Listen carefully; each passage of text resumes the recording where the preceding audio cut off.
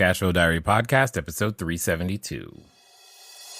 Welcome to yet another exciting episode of the Cashflow Diary Podcast, the podcast that teaches you insider tips, tactics, and strategies for creating leverage streams of cash flow into your life. Learn from top-performing entrepreneurs, business owners, investors, and thought leaders from across the globe as they share their secrets to success. Like what you learn on this and other Cashflow Diary podcast episodes? Go to learninvestingnow.com and sign up to receive powerful tips and information that will help you succeed as an entrepreneur and investor. Now, here's your host, investor, entrepreneur, business owner, educator, speaker, author, and master facilitator of Robert Kiyosaki's cash flow game, Jay Massey. All right, ladies and gentlemen, welcome to another episode of the Cashflow Diary Podcast. I'm your host, Jay Massey, and I'm glad that you're here today because we have with us someone that I think many of you want to hear from. Well, let me tell you why. Because I believe that many of you're doing something right now. Maybe you call that a job. Maybe it's a smaller business. Maybe it's something, but you're trying to figure out how on earth can I get out of the rat race? You're like, man, I would love to exit my reality and transform it into something completely different that right now I might not even know much about, but it just sounds better than where I am. And I think real estate's the way to do that. Well, I have with me today someone who has done exactly that. Another fellow real estate investor who happens to like apartment buildings. So we're going to obviously talk a lot about that and how that transition can absolutely help with you doing the exact same thing. So who is it? Well, it is Mark Walker. Now, he is the founder of Luxmana Investments, and he's been doing real estate for quite some time. But what's really interesting is understand, just because you use real estate as your vehicle, that doesn't mean it consumes your life. The things that I really like about real estate is that it allows you to do other things. For example, I know that Mark enjoys theater, camping, cycling, and spending time with his wife and daughter. That means he's a full person. It's not just about the business, but I'm willing to bet that those were the motivations that got him started. So hopefully you are ready to take some notes, ready to listen and learn from Mark Walker. Mark, you there? I sure am. Happy to be here, Jay. Thanks so much. You are quite welcome. Glad that you could make the time and make these things happen. There's a number of people who probably have a number of questions, and I'm going to do my best to ask them today so that they don't have to email us individually trying to get it all done. But this being your first time here, I have to ask you the same question I tend to ask everybody else. You ready? You bet. Awesome. I tend to look at today's entrepreneurs a lot like yesterday's superheroes. So if you think about, the Hulk or Wonder Woman or Black Widow or Black Panther, all of those superheroes, if you will, I think entrepreneurs and superheroes have a ton of things in common. For example, I think entrepreneurs, we occasionally, at least in our own minds, think we're wearing capes and tights and saving people using our products and services in various forms. But also like entrepreneurs and superheroes, we have a beginning, meaning if you think about Spider-Man, for example, there was a time he was just a college kid going to school, taking some photos. That's all he was doing. Then something happened to him. And then he has a decision to make. Well, am I going to use this newfound gift for good or evil and go out there and serve people? Meaning his origin story. And what we want to know. So my question to you is, before Luxmana, before even you got into the corporate America game, before all of those things, the question is, who is Mark Walker?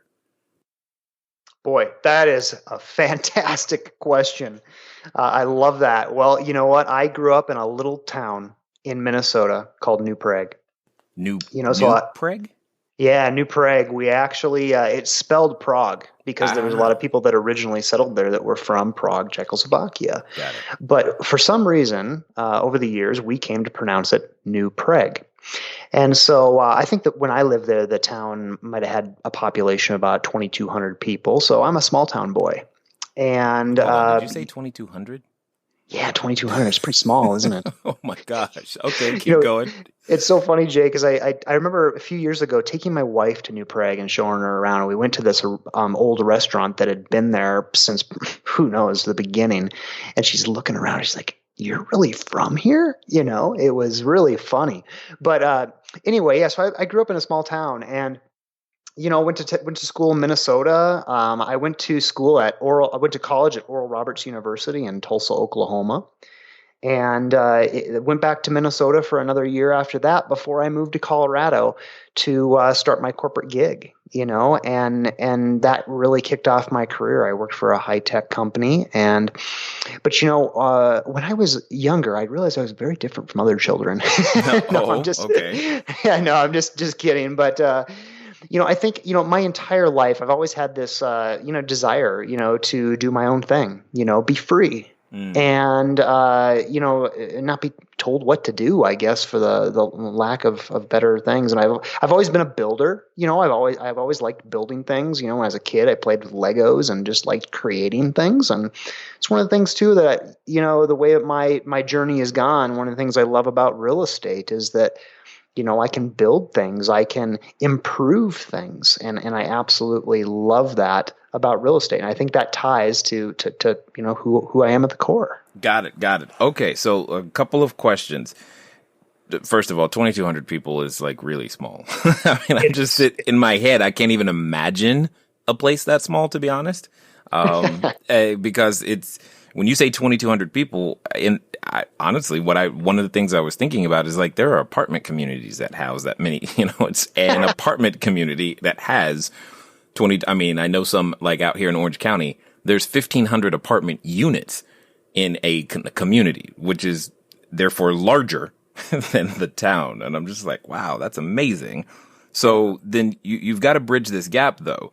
At what point do you plant or nurture this seed? How do you even, you go to college, but you have this thing in inside of you that's seeking expression, but yet you still decide go to college, get good grades, etc., and end up in corporate America. What was that process? Why was college then a part of your process if you had this thing inside?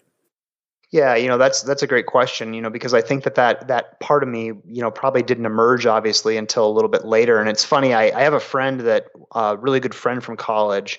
Both of us, considered ourselves entrepreneurs in college.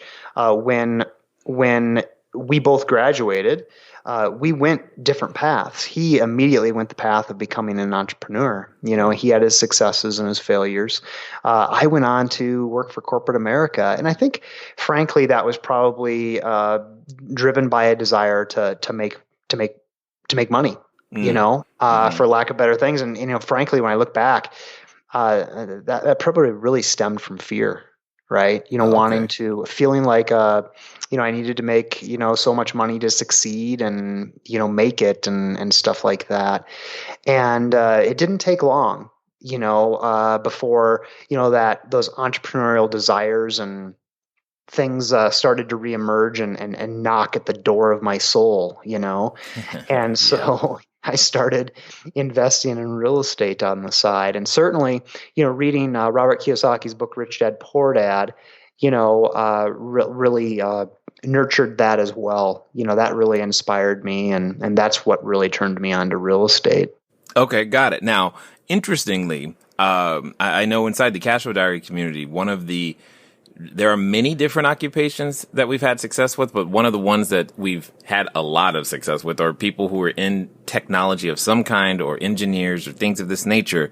So I'm actually kind of curious if you think that plays a role, your propensity towards things high tech plays a role in any way, shape, or form with your ability to execute and transact in the real estate world.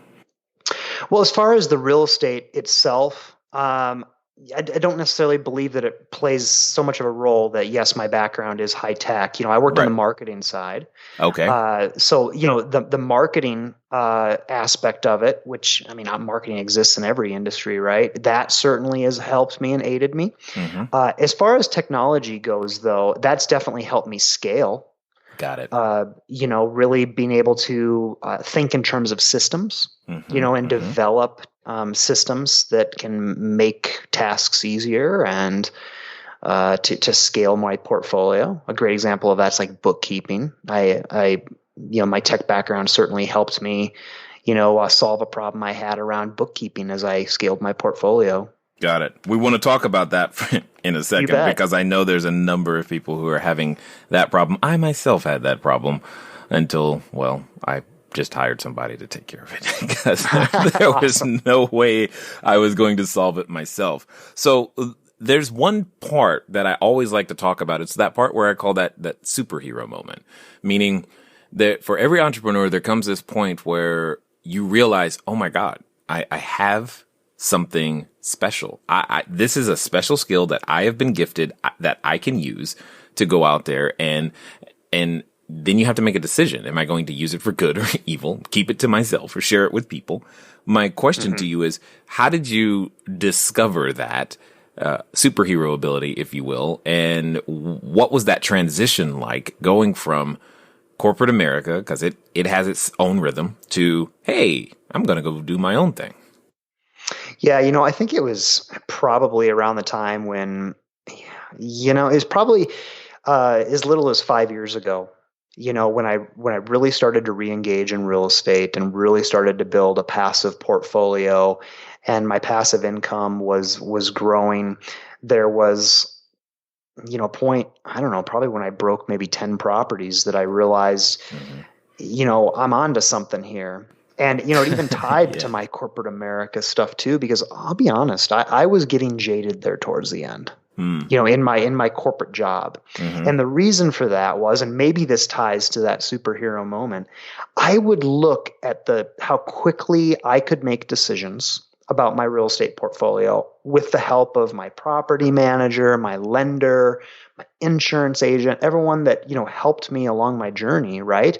And then I would see the impact or the fruit that decision would bear and how quickly that fruit would start to grow, And then I'd compare that to my corporate job.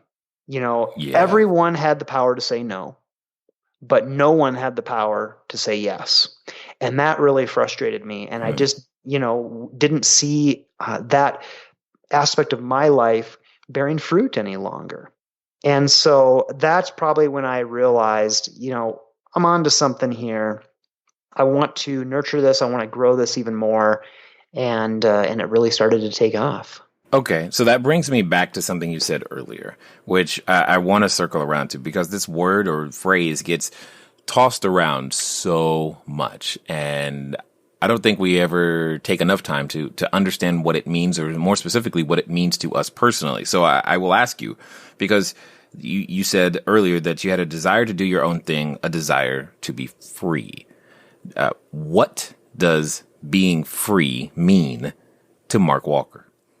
It means that I can literally walk away from my work on a day's notice and stay away from it for, say, a week, 2 weeks, or more at a time, and come back and pick up where I left off with no interruption to my income. And it's the freedom to, if my daughter, if I want to take her to dance class, or if I want to go to her dance recital, or, if I find out at last minute that there's a parent teacher conference maybe we didn't have on the schedule, I can drop whatever I'm doing and I can go take care of that stuff, because those are the things that are important to me in my life, is my wife and my daughter. Those relationships, are number one. And, that to me is freedom, to be able to just drop it all on a moment's notice, stay away for a long duration, and come back and pick up where I left off. You know what I find interesting, and I think I want to highlight for everybody else who's listening, you did not say money, watches, cars, houses, or anything material in what you just shared. Yet oftentimes when we're beginning or in the middle of our business, we say things like, I just want to make more money, or I want a bigger house, a bigger car, I want, travel and vacations. You didn't say any of that. A lot of the things that you mentioned were all true quality of life, issues that surround us all. Are you trying to say that was your motivation from the beginning, is like, hey, I want this, and therefore I'm going to leverage real estate as a way to make that happen? Yeah, I think I can honestly say yes, that was my motivation from the beginning, but I'm not going to lie. I went through that phase, especially being a high paid corporate employee, where I, bought some nice things, I went through that phase, and, looking back on it, those things did not make me happy, and I'm not knocking having nice things, by the way, Right. by any means, Right. but, at the end of the day, I can look at, a car and say, it's just plastic and steel. That car's not going to hug me back. It's not going to tell me it loves me. And if it does, then Elon Musk has succeeded in his ability to take over the whole auto industry. Yes, got it. Exactly.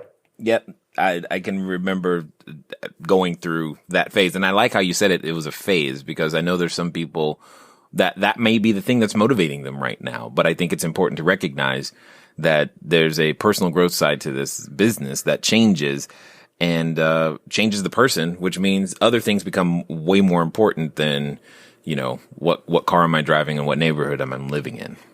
Right. And I think, I heard a phrase once, and it applies to people, but I think it can apply to things too. Someone said to me once, there's 4 kinds of people in the world: those that add, subtract, multiply, and divide. Right. And the same thing can be said about, your stuff. Right. There are things that are going to contribute towards your goal. For me, towards my goal of freedom, and there's things that's not, the fancy car that, and, all those things that, we're talking about, those subtracted, from what I had, or from my goal, whereas, I was able to go off and invest in real estate, which actually added and multiplied towards my goal, contributed to that goal significantly.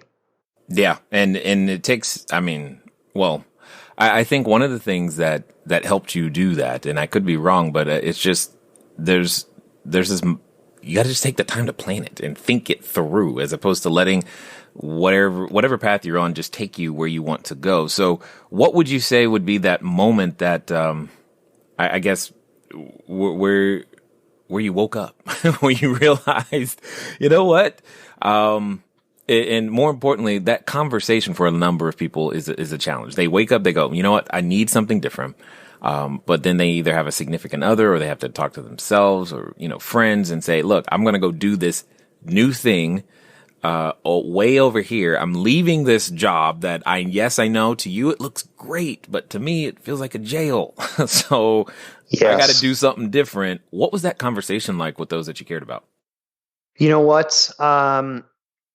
That conversation where it was like official, it was like, yeah. I'm going to leave the rat race here. I've achieved my goal here, my passive income goal. Mm-hmm. I kept telling myself, so to kind of set the stage here as to what was going on around me at the time, I had the passive income, but I was in that trap mentally, where I had this awesome paycheck, and my brain had been trained for 14 years working as a corporate employee, that every 2 weeks, more money magically appeared in my bank account, and it was like an addiction, and so I always told myself, even though I had achieved my goal, I'm just going to go for another 2 years, and then I'll be done.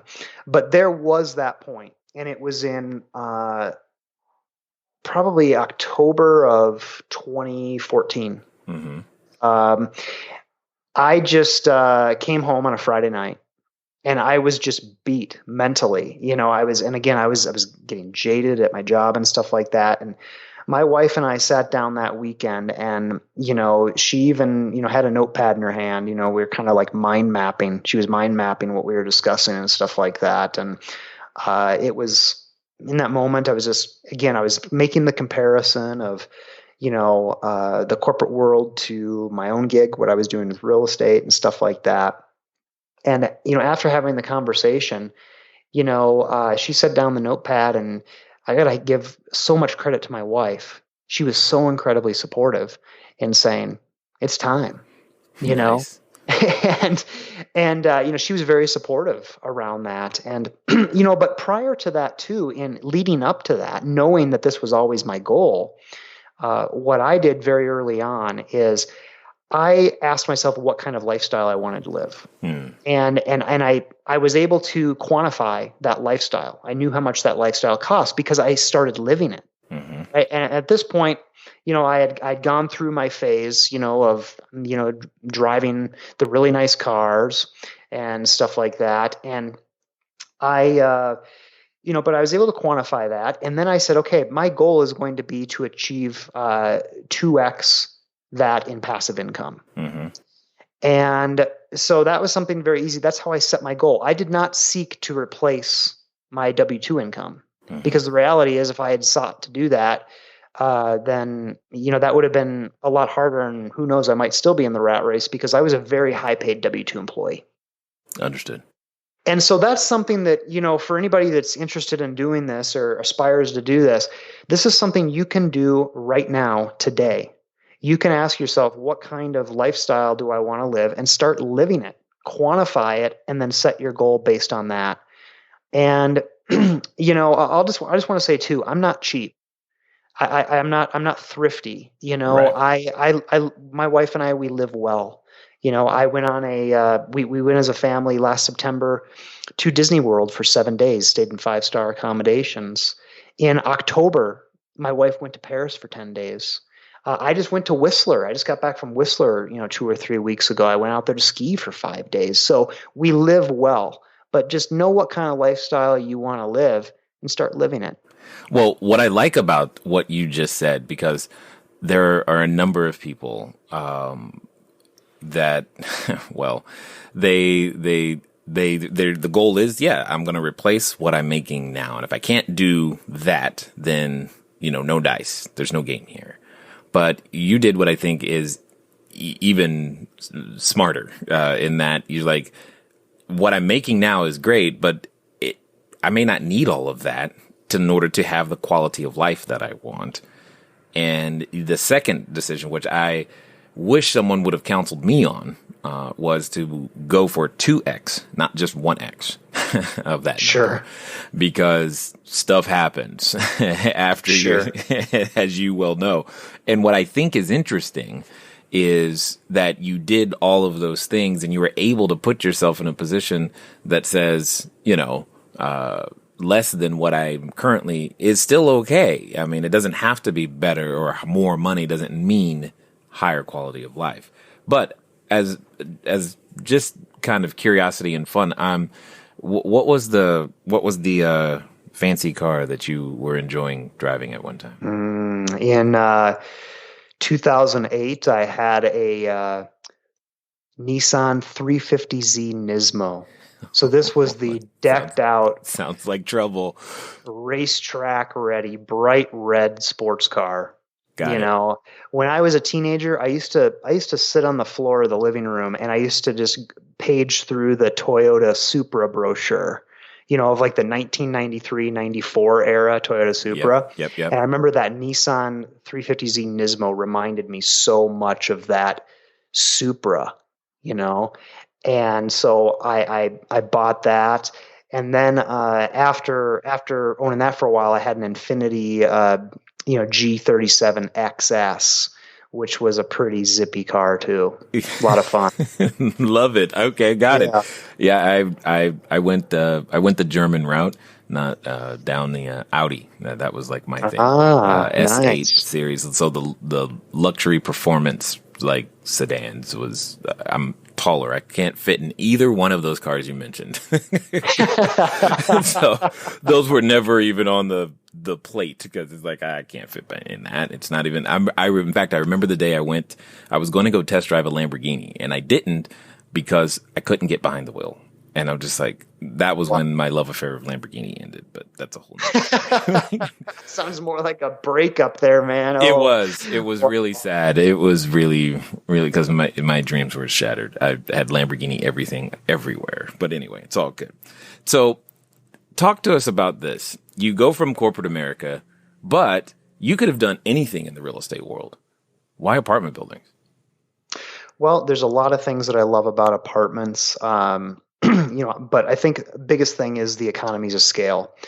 I had a mentor that told me some time ago, Mark, the bigger the deal, the easier it is.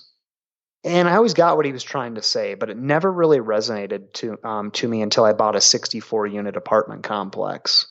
I realized that I spent just as much time renovating a 64 unit apartment complex and repositioning that asset that I did a 12 unit apartment complex. The only difference was I had bigger budgets to work with, and the pot of gold was much bigger at the end of that rainbow. And so, and the truth is too that, 150 unit apartment complex, you're going to, put forth the same amount of time as the 64 unit. So, I've always just strived to do bigger and bigger deals, for that reason. And so I love the economies of scale. The other thing that I love about larger multifamily is it's now you're firmly in the commercial space. And commercial properties are valued differently than residential. A residential property is essentially worth what someone's willing to pay for it. And the way I'll back that statement up is just look at how those properties are appraised. When you get your personal residence appraised, they're going to come in and they're going to pull all of the sales comparables. And they're going to look at what the house down the street sold for 3 months ago. And they're going to look down the other side of the street and see that one's on the market. And they're going to, compare your house to those, in terms of features and amenities. And depending on what those other properties sold for, they're going to assign a value to your house. Well, when it comes to the commercial space, the properties are appraised based on the income method. So if I can increase the net operating income of my apartment complex, then I'm going to get forced appreciation of the property. And all of a sudden now, you can have a more predictable outcome. So when I acquire a multifamily property, my objectives are pretty clear. I need to increase income and decrease expenses. If I do that, I'm going to maximize my net operating income. I'm going to increase the value of my property. So I absolutely love that about multifamily. So, I could go on, but those are just a couple of examples, coupled with the fact that, I just want to continue to do larger and larger deals. That's been my journey, and that's what I strive to continue doing. That's right. Bigger, better, and better. At the end of the day, you're never going to out-earn your personal growth, and you will realize that about yourself as well. So what does that mean? That means keep growing, keep learning, keep reading, keep listening, and sharing the podcast by all means, because as you continue on your journey building your cash flow, you will soon realize that you'll reach a limit, and maybe that limit's six figures. Maybe that's at $200,000, $300,000, $400,000 a year. And then you were like, man, how do I break through to the seven figures? And the secret is personal growth. Hopefully you're getting that message. And more importantly, you're understanding that there's so many ways to skin this real estate cat. Speaking of which, let's get back to Mark. Totally understood. It's like a process of continuous and never-ending improvement. So let's talk about the dark side for a moment. And I often say things like to people, I'm like, real estate's easy. It's people. And that can be the challenge. What are some of those instances that had you questioning, do I really want to do this? I remember when I acquired that 64 unit property, I had a CapEx budget all planned out for the first year. And, this property's in Texas that I'm talking about. And, this is the first acquisition I had ever done in Texas. And, I realized that there were some differences between Colorado and Texas. One of the biggest differences is in Colorado, when you buy a property, when you get a CO or a certificate of occupancy, when the property is built. As long as that property doesn't burn down, you're not going to have to get another CO. But in Texas, you have to get a certificate of occupancy every single time the property trades hands. What that means is that the city, the fire department, everyone's going to come walking through your property with the objective to find things that are wrong. Oh, joy. And yes. And then they're going to hand you a piece of paper at the end, and they're going to say, you have 30 days to fix this.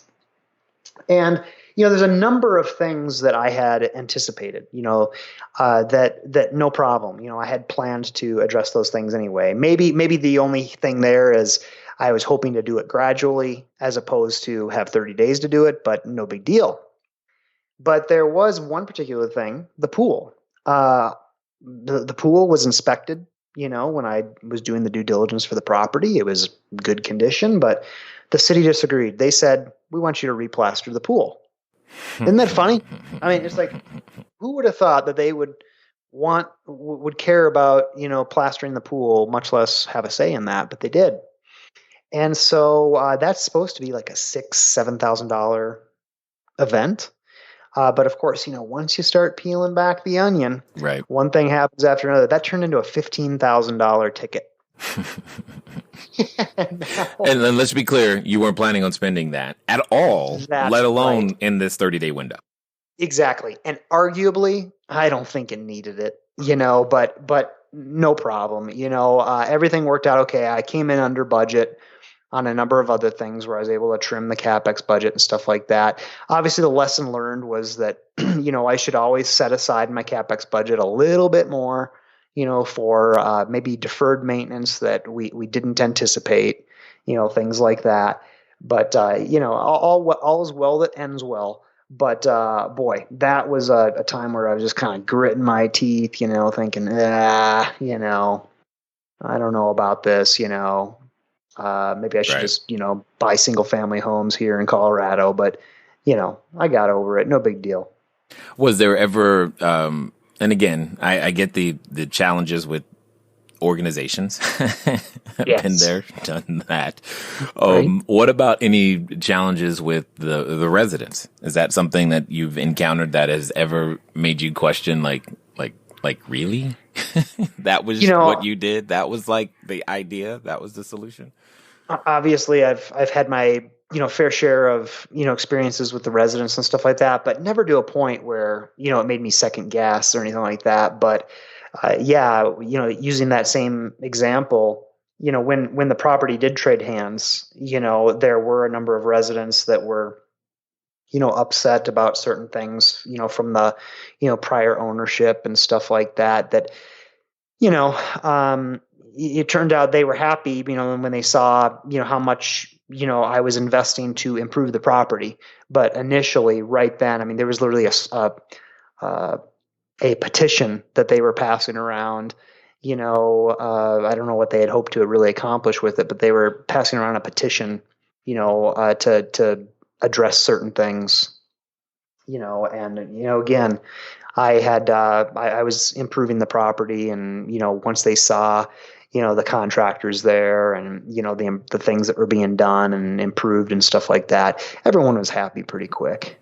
Okay. But you're bringing up these questions bring up a lot of the concerns that I know a lot of people who are listening have. For example, we can what if ourselves right into and out of a transaction and these are the things that I know concern a number of people, meaning what if something happens, that I don't know the answer to, have never had experience with or prepared for, and that's usually where it stops, because until they figure out the answer to all of the what ifs, they don't want to move forward. Yet, what I hear in your stories is you didn't let what you didn't know get in the way. So where does that come from?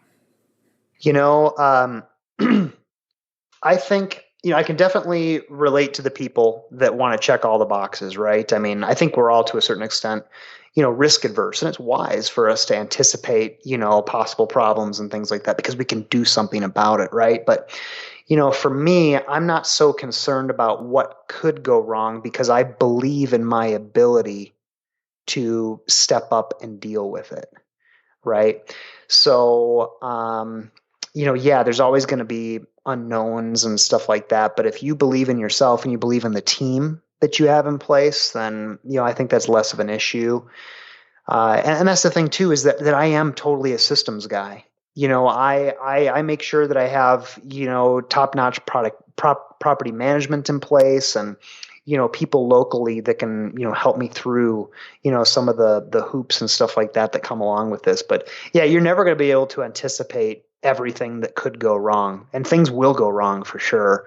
Right. But you have to believe in yourself, and what can you do today, to prepare yourself for what could happen tomorrow. So I agree with you 100%. But there's still someone going, well, how do I become that person that can believe in myself, Mark? I mean, I've not put myself in that situation before, and I'd like to know that I can do what you did. I can respond to the unknown, to a $15,000 bill, which, by the way, everybody, that's not a lot of money to suddenly have to figure out. Right. So let's just be really clear. The bill could have been a lot larger, and we've handled much bigger issues than 15 grand. But the point is, if someone right now listening to you and I might 15 grand, that threw them like, oh my God, whatever would I do? But so how do they become that person that can begin to trust their ability to stick it through and respond appropriately? Take action. I say this all the time, right? I don't know. I'll incorporate it into a broader perspective. Learning leads to action. Action leads to success. So you never want to stop learning. The very fact that, people who are out there listening to this podcast is a good sign, right? You're learning, right? From there, start to take action. If all you do is start to analyze properties, maybe you go out and you look online, you look on the MLS, you find properties and you start analyzing them. Most of those properties might not even pencil, as I say, right? They may not make sense. But what's important is that you're taking action. You are going to learn, and you're going to understand what a good deal looks like. And when that good deal comes along, you'll be prepared. You'll know what it looks like, and you'll be ready to take the next step. So, do something. Start taking action today. Mm-hmm. That doesn't mean signing a contract. It doesn't mean closing on a property, right now, but start taking action towards and steps towards your goal. And you're going to learn things along the way. You're going to have successes. You're going to have failures. But what's that phrase? Fail often, fail quickly. I often say fail fast, fail forward, and fail frequently. That's good. I like that a lot. And just you're going to snap back up. And before you know it, so many things are just going to be second nature. You're going to start to anticipate things and be able to prepare for it. But, I just start small, and work your way up. But don't just sit idle. That's the worst thing anybody can do. Never stop learning. Learning leads to action. Action leads to success. So with that being the case, there's a number of people who are listening who they've been doing a lot of learning for a while. When do they know it's time to take action? There's no knowing. You just got to do it. And like I said, at very least, start analyzing deals. Again, most of the deals that you analyze might not materialize at all. They may not make any sense at all, but you're starting to ask questions.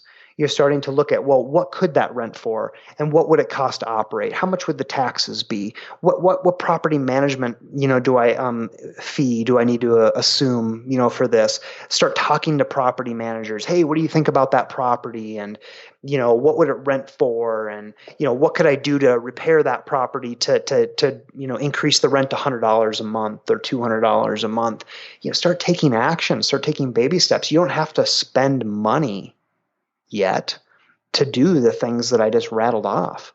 But what's important is that you're preparing yourself. And when the right opportunity does come along, you're not even going to have to talk yourself into it, because you're going to know what it looks like, because you've done all that.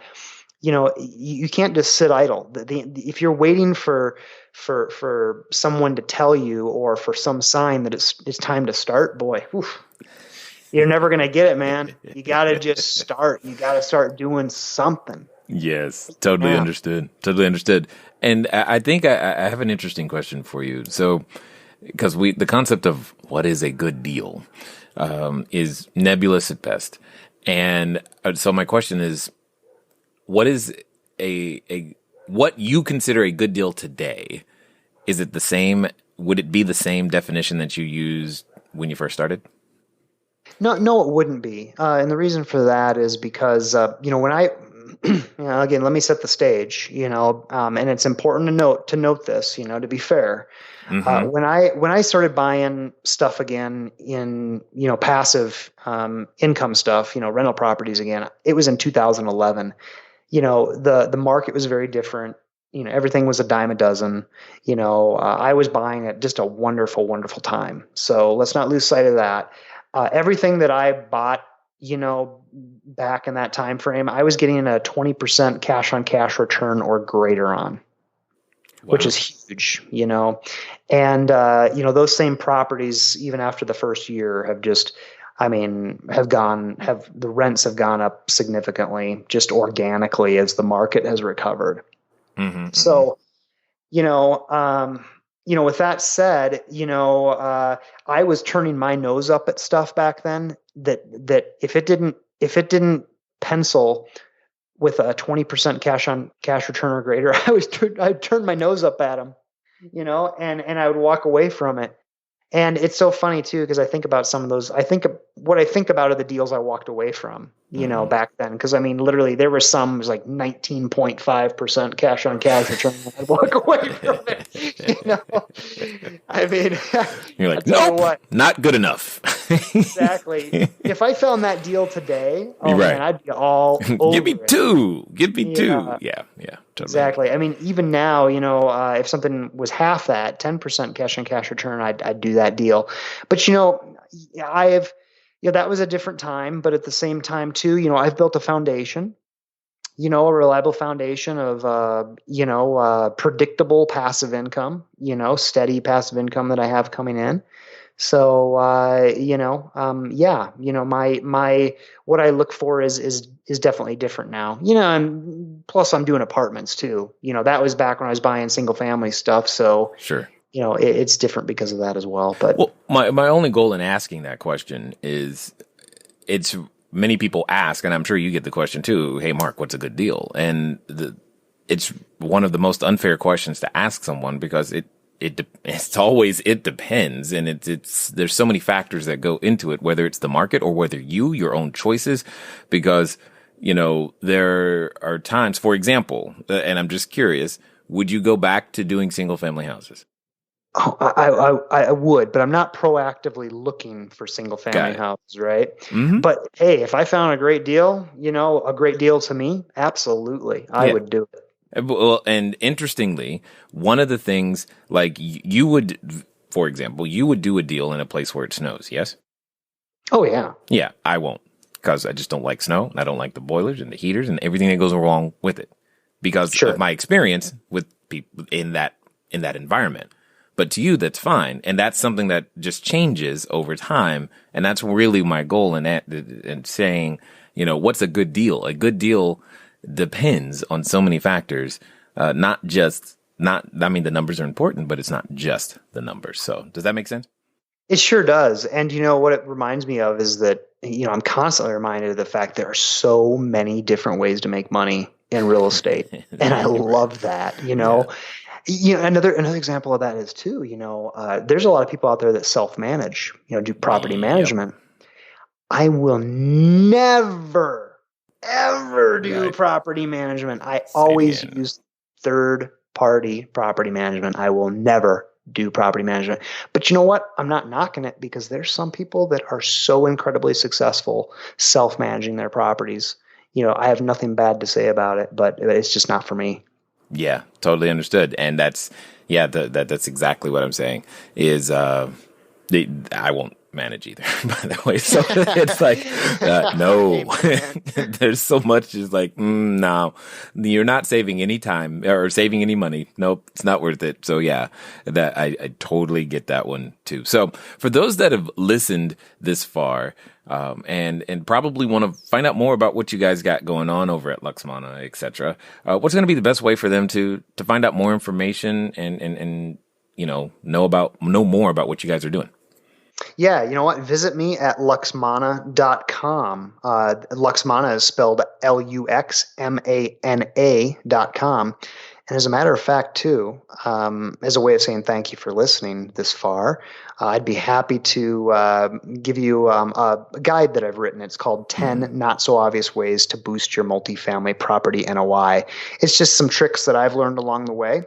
And whether or not you're an apartment investor or aspire to be an apartment investor, or maybe you don't even do apartments at all, there might be something in there that you find valuable that'll help you increase your returns on your real estate investments. So check it out. That'll be at /cashflow diaries. So luxmana.com/cashflow diaries.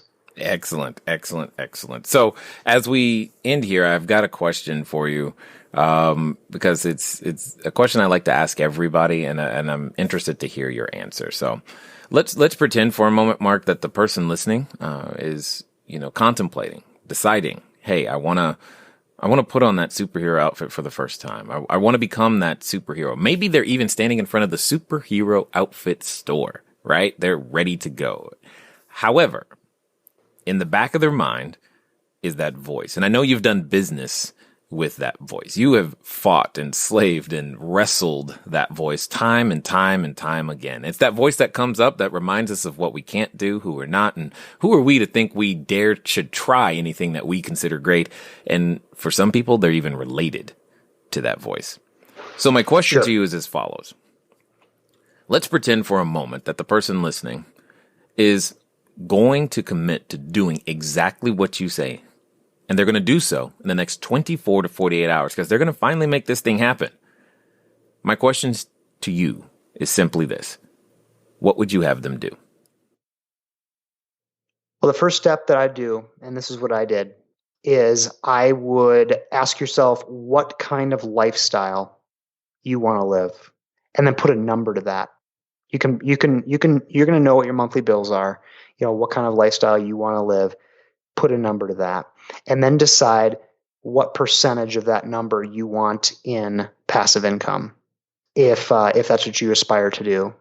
For me, it was 200%. I wanted 200% passive income off of my expenses. So set that target. That becomes your goal, and then after that, start taking some kind of action. Again, it doesn't need to be action that costs you money. It's going to cost you your time, and that's the most precious thing you have, but you're going to have to commit your time to make this happen. The other thing that I want everyone to realize is this is not a decision you are going to make once. This is a decision that you are going to wake up every single morning, and you are going to make that decision every single day to escape the rat race. And you need to ask yourself, what do I need to do today in pursuit of my goal? Nice. Well said. 100%. I definitely appreciate you taking the time to not only offer something that could be of value to those who are trying to better their apartments, but most importantly, sharing the knowledge, your insight, as well as your wisdom here with us today at the Cashflow Diary. Yeah, it was a pleasure to be here. Thank you again so much. And you know what, J2? I realized that I gave out a bad URL earlier. Oh. That slug is not. It's actually luxmana.com/cashflow diary. I think I said cashflow diaries before. It's singular, cashflow Yes. diary. So sorry about that, but It's okay. head that way, get that paper. Indeed. All right, ladies and gentlemen, you know what time it is. It's time for you to move at the speed of instruction. What does that mean? That means go to luxmana.com/cashflow diary and pick up those tips that he is giving you, the not so obvious ones on how you might be able to increase that NOI. But more importantly than that, I want you to pay attention to what he said at the end. What kind of lifestyle do you want to live? What percent of that number do you want to be passive income? And more than 100 is completely fine and often recommended. But most importantly, remember, the decision you made today, you made a decision today to listen this far. Guess what you're going to have to do tomorrow? You're going to make another decision that keeps you on the same path, and the same thing for the day after that. It's been fun talking to you guys today. I look forward to talking to you soon. Until next time.